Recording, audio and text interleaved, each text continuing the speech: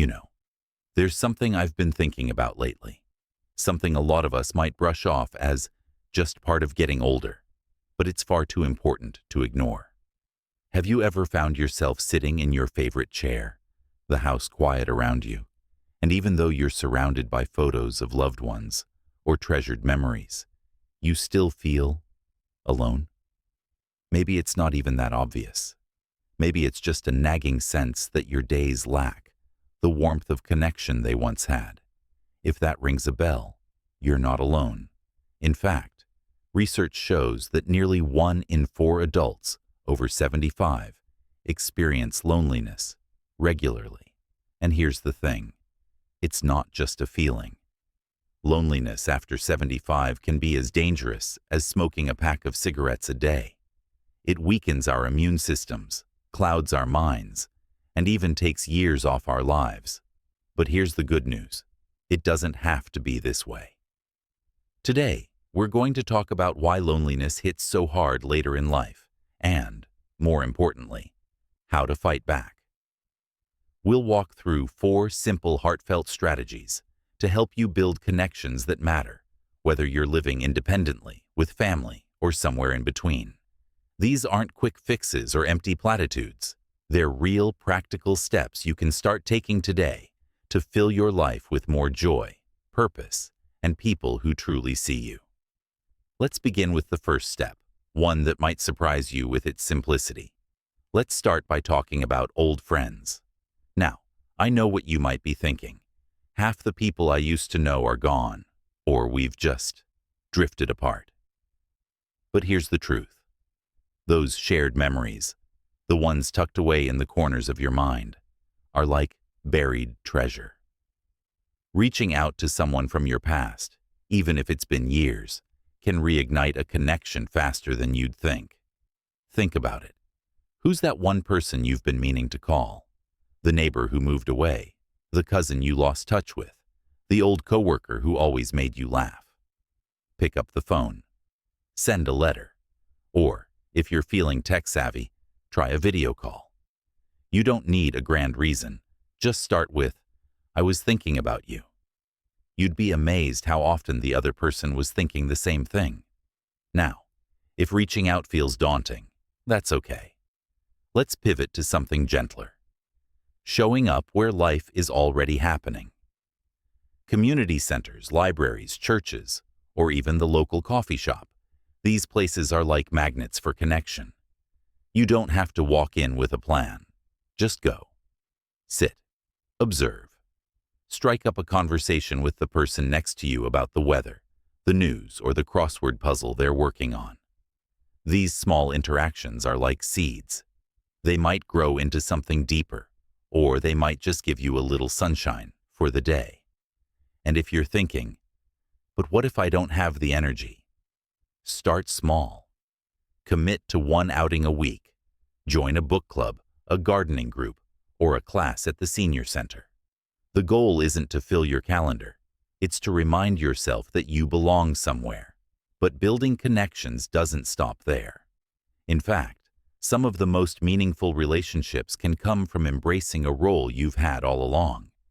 Teacher, storyteller, listener. Let me explain.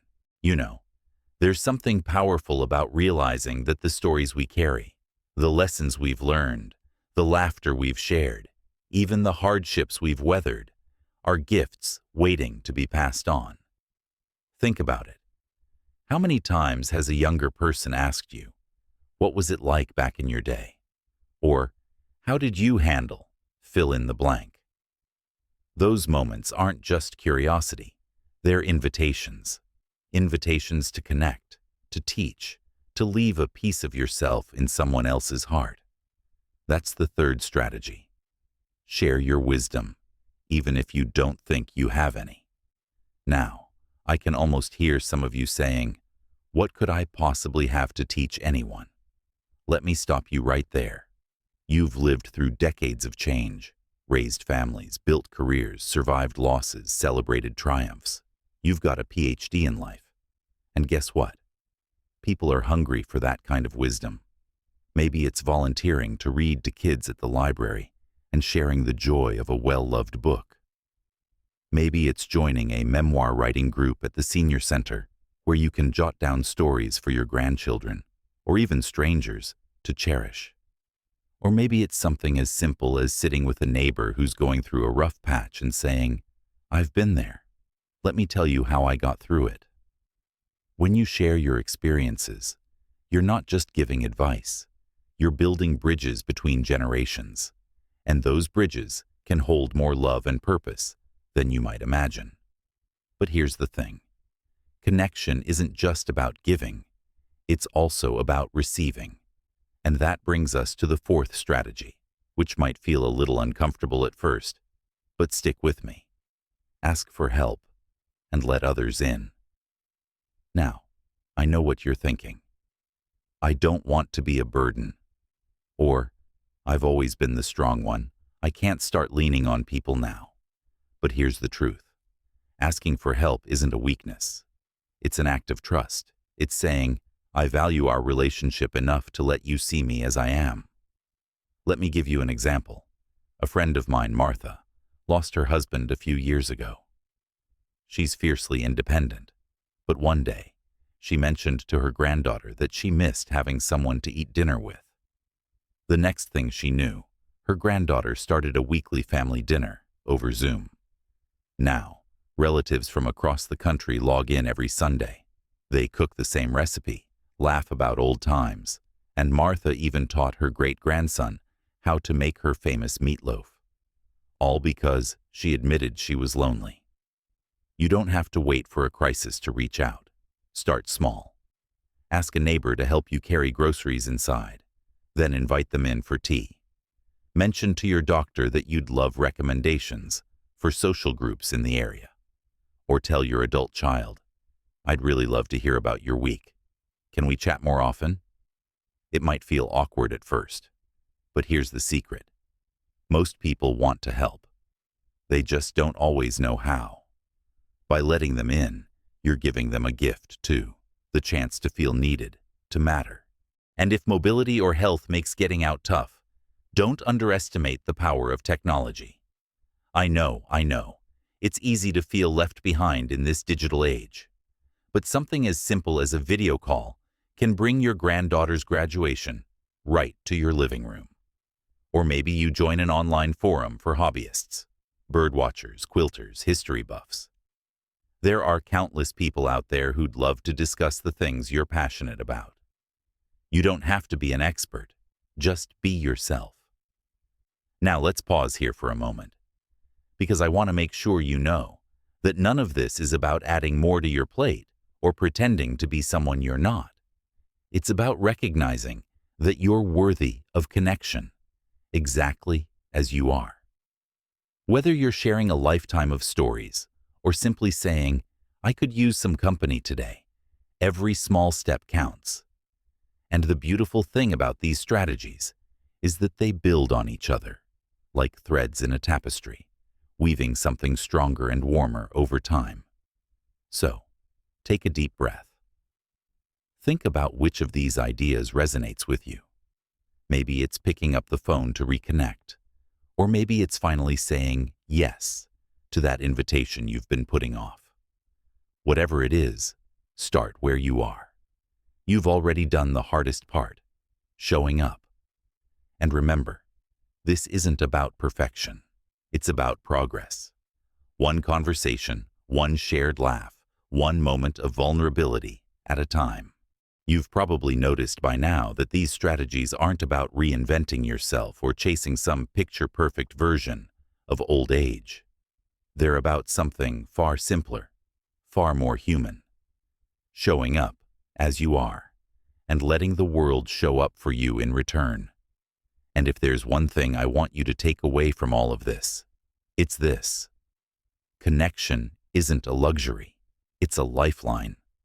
Every conversation, every shared laugh, every moment where you let someone see the real you.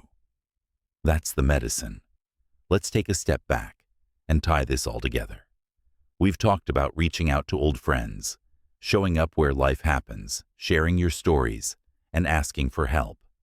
These might seem like small things, but here's the secret. They're not. Each one is a ripple. That phone call you make today could lead to a weekly chat that keeps your spirits up for years. That hobby group you join might introduce you to a friend who becomes like family. And that story you share, it could give someone else the courage to keep going when life feels heavy. But let's get practical for a moment. How do you turn these ideas into action? Start by asking yourself one question. What feels possible today? Maybe it's writing down 3 names of people you'd like to reconnect with and choosing one to contact this week. Maybe it's signing up for a single event at your local senior center, even if you're nervous. Or maybe it's setting a reminder on your calendar to call a loved one every Sunday. Progress doesn't have to be dramatic. It just has to be yours. And if setbacks come, and they will, because life is messy, don't let them convince you it's not worth trying. Maybe you'll call an old friend and realize you've grown apart. Maybe a group you join won't be the right fit. That's okay. It's not a sign you're doing it wrong. It's a sign you're doing it bravely. Every no or awkward moment gets you closer to the yes that changes everything. Now I want to take a second to speak directly to anyone thinking, but what if I've waited too long? Let me tell you a story. A viewer once wrote to me about her father, who started volunteering at a community garden at 82. He'd been isolated for years after her mom passed, but pulling weeds alongside strangers, now friends, gave him a reason to get up in the morning. He passed away last year, surrounded by people who adored him, and his daughter said those last few years were his happiest. It's never too late. Not at 75, 85, or 95. Your presence matters. Your voice matters. And the world needs what only you can bring to it. So, as we wrap up, I'd love to hear from you. Have you tried reconnecting with someone from your past? Found joy in an unexpected friendship? Or maybe you've discovered a new way to share your stories? Drop a comment below. I read every single one.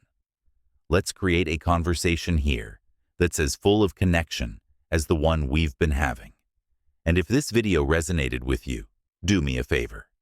Hit that like button and share it with someone who might need a little nudge to reach out. Subscribe to the channel if you haven't already. We're here to keep exploring how to live fully, fearlessly, and with plenty of heart, no matter our age. Remember, the years ahead aren't about slowing down. They're about deepening. Deepening friendships, deepening joy, deepening the sense that you're part of something bigger than yourself. So here's to you, to the courage it takes to pick up the phone, walk through that door, or say, I could use a friend today. Keep going, keep growing, and keep trusting that the world has room for you, exactly as you are. Thank you for being here. Now go out there and shine.